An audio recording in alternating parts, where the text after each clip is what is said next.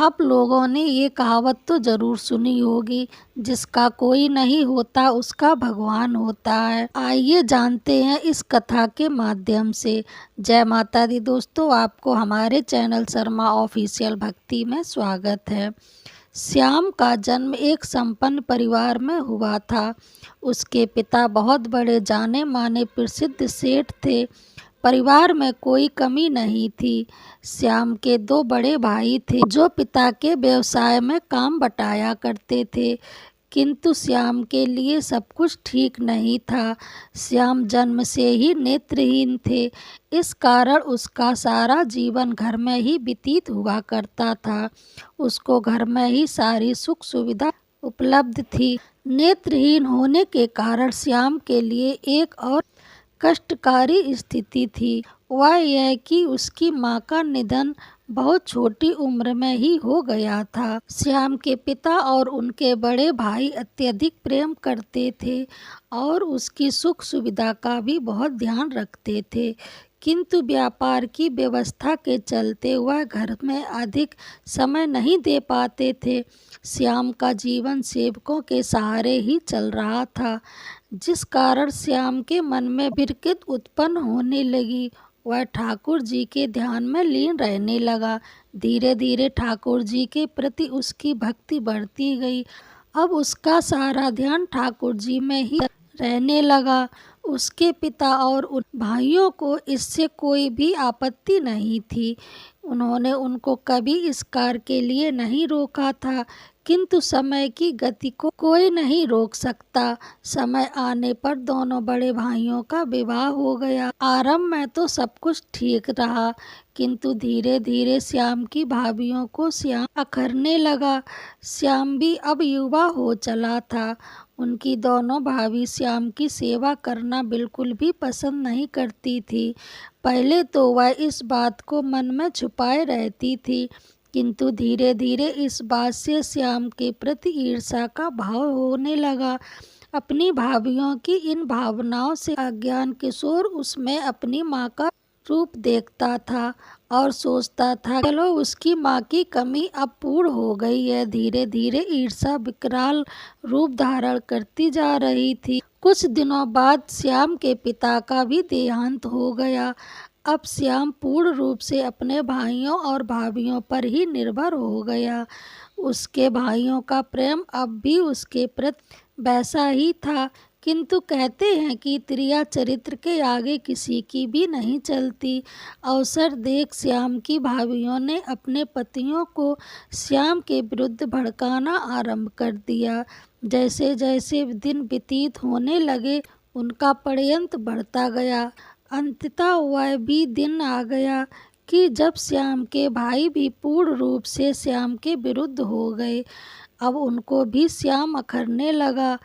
इन सब बातों से अज्ञान सहज सरल हृदय वाला किशोर अब भी ठाकुर की भक्ति में ही लीन रहता था।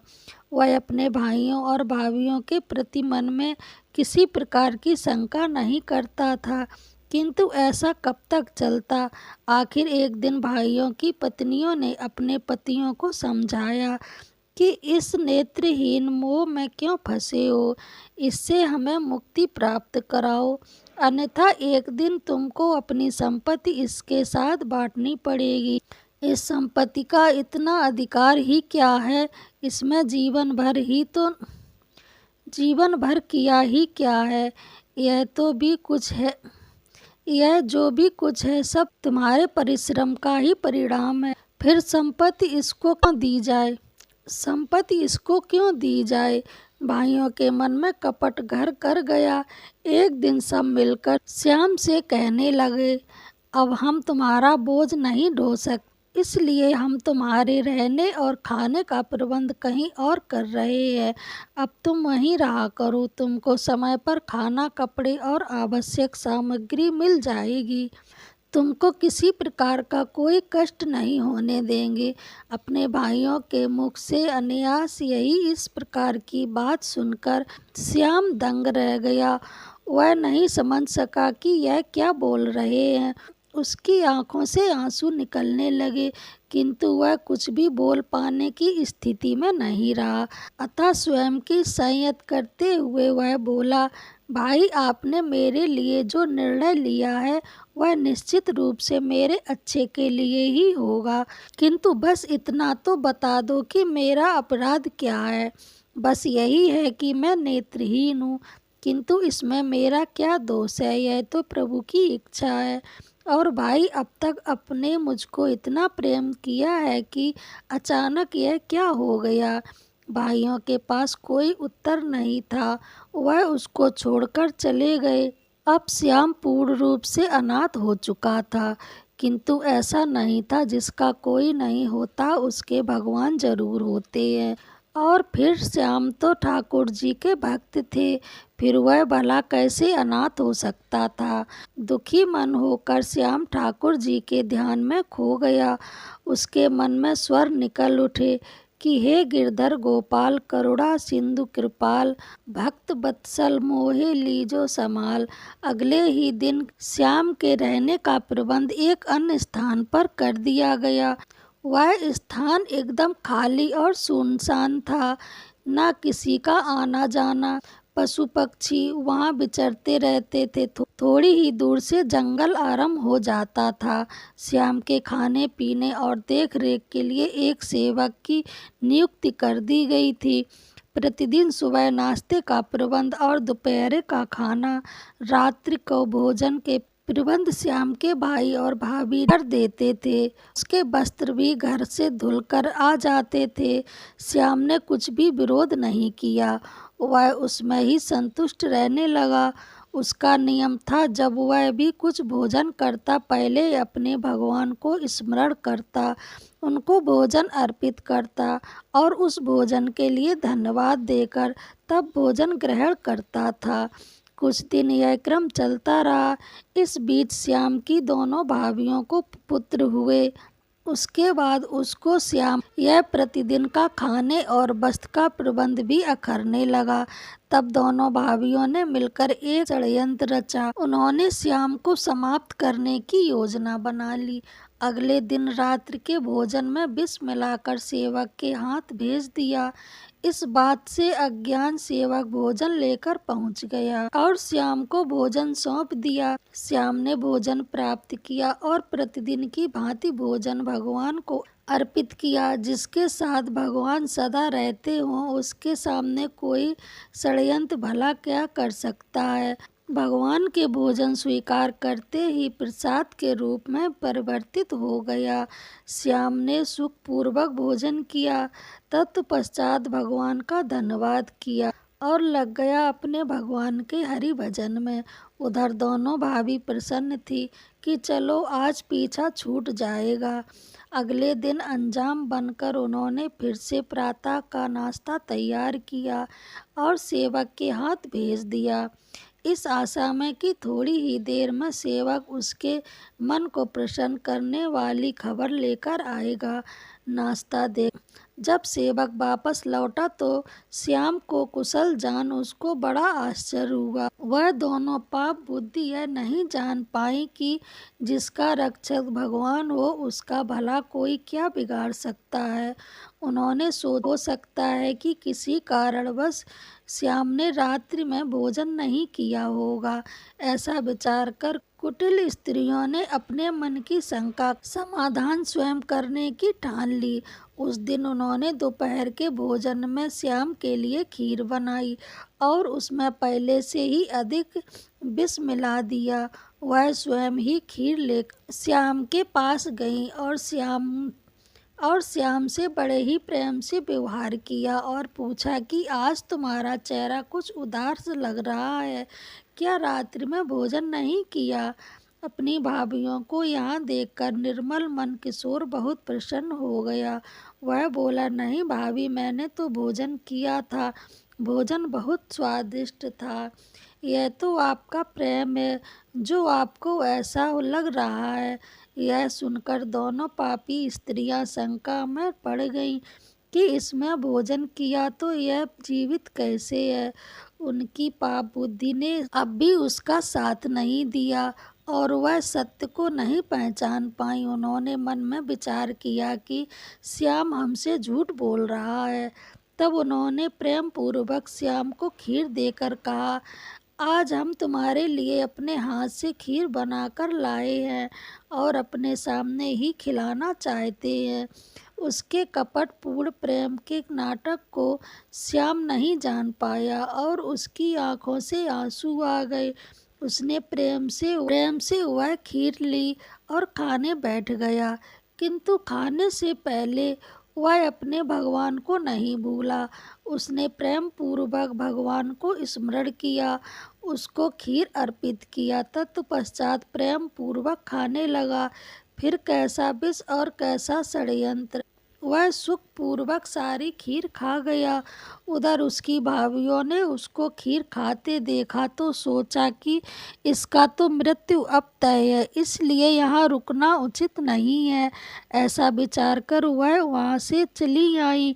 खीर खाने के बाद श्याम ने भाभी को धन्यवाद कहा, किंतु वह वहाँ नहीं थी। किशोर को बहुत आश्चर्य हुआ कि अनायास ही वह दोनों कहाँ चली गईं। जब कोई उत्तर नहीं मिला तो उसने भगवान का पुनः स्मरण किया और हरि भजन में लीन हो गया। उधर दोनों भाभी प्रसन्न मन अपने घर पहुंची तो देखा घर में कोहराम मचा था। देखा तो पता चला कि उन दोनों के पुत्रों ने कोई विषैला पदार्थ खा लिया है, जिससे उनकी मृत्यु हो गई। यह देख दोनों को काटो तो खून नहीं निकलता स्थिति में पहुंच गई। अब उनको अपने पाप का एहसास हो गया। वह जान गई कि भगवान ने उनको उनके कर्मों का दंड दिया है। वह दोनों दहाड़े मार मार कर रोने लगी और खुद को कोसने लगी। उधर एक सेवक दौड़कर श्याम के पास पहुंचा और सारी घटना सुनाई। यह सब सुन श्याम एकदम से विचलित हो गया और रोने लगा। वह सेवक से बोला, भाई मुझको वहाँ ले चलो। सेवक श्याम को लेकर घर पहुंचा। वहां जाकर श्याम ने देखा कि सभी लोग जोर जोर से रो रहे हैं। उसके भाई और भाभी का तो रो रो कर बुरा हाल था। श्याम को वहां जीवित खड़ा देख दोनों भाभी सन्न रह गईं। अब उनको इस बात का विश्वास हो गया था कि जिस श्याम को उन्होंने ठुकरा दिया और जिसकी हत्या करने की कुचेष्टा की, स्वयं भगवान उनके साथ हैं। इसलिए उनका बाल भी बांका नहीं हुआ, बल्कि भगवान ने उनको ही उनकी करने का फल दे दिया। वह दोनों कुटिल स्त्री श्याम से भयभीत हो उठी और उनके पैरों में गिर गईं। अपने सारे अपराध स्वीकार कर लिए और उनको क्षमा याचना करने लगीं। श्याम और उनके बड़े भाई उन दोनों के इस षड्यंत्र को सुन अवाक। श्याम तो वहाँ उन बच्चों के लिए आया था। श्याम ने सेवक से कहा, मुझको बच्चों तक पहुँचा दो। सेवक ने ऐसा ही किया। बच्चों के पास जाकर श्याम ने श्री गोविंद को स्मरण किया और प्रार्थना की, हे गोविंद, आज मेरी लाज आपके हाथ में है। इन दोनों मासूमों को जीवित दान दे दो या फिर मेरा जीवन ले लो। ऐसी प्रार्थना कर श्याम ने दोनों बच्चों के सिर पर हाथ रखा। ठाकुर जी की लीला अपने भक्त की पुकार को कैसे अनसुना कर सकते थे। पल भर में ही दोनों बच्चे जीवित हो गए। यह देखकर श्याम के भाई और भाभी को बहुत लज्जा आई। उन्होंने श्याम से अपने कर्मों के लिए क्षमा मांगी और कहा कि अब उसको कहीं जाने की आवश्यकता नहीं है, अब यह यहीं रहेगा पहले की तरह। किंतु श्याम का सर्वत्र तो सब उसके गोविंद थे। उसको इन सब बातों से भला क्या लेना देना था। वह सेवक के साथ वापस लौट गया। श्याम के भाई और भाभी बहुत लज्जित हुए जा रहे थे। सारा समाज उनको बुरा भला कह रहा था। सबने यही कहा कि अंत में वही भाई काम आया जिसको उन्होंने निर्दय से ठुकरा दिया था। उन सभी को सारी रात नींद नहीं आई। अगले ही दिन सभी ने मिलकर श्याम को वापस लाने का निर्णय किया। सब लोग मिलकर श्याम के पास पहुँचे, किंतु श्याम तो पहले ही सब कुछ भांप चुका था। तो लोग जब श्याम के निवास पर पहुंचे तो श्याम वहाँ नहीं था, वह वहाँ से जा चुका था। भाई भाभी को बहुत पछतावा हुआ, किंतु श्याम को आसपास बहुत खोजा, किंतु वह नहीं मिला। निराश मन सब लोग वापस लौट आए। उधर जंगल में कहीं दूर स्वर गूंज रही थी, हे गिरधर गोपाल करुणा सिंधु कृपालु, भक्त वत्सल मोहे लीजो संभाल। और श्याम भगवान के भजन में लीन रहने लगा। आपको ये कहानी कैसी लगी कमेंट बॉक्स में जरूर बताएं, और मेरे चैनल को लाइक शेयर कमेंट सब्सक्राइब जरूर करें, और कमेंट बॉक्स में जय श्री राधे राधे जरूर लिखें। जय माता दी। पूरा वीडियो देखने के लिए धन्यवाद।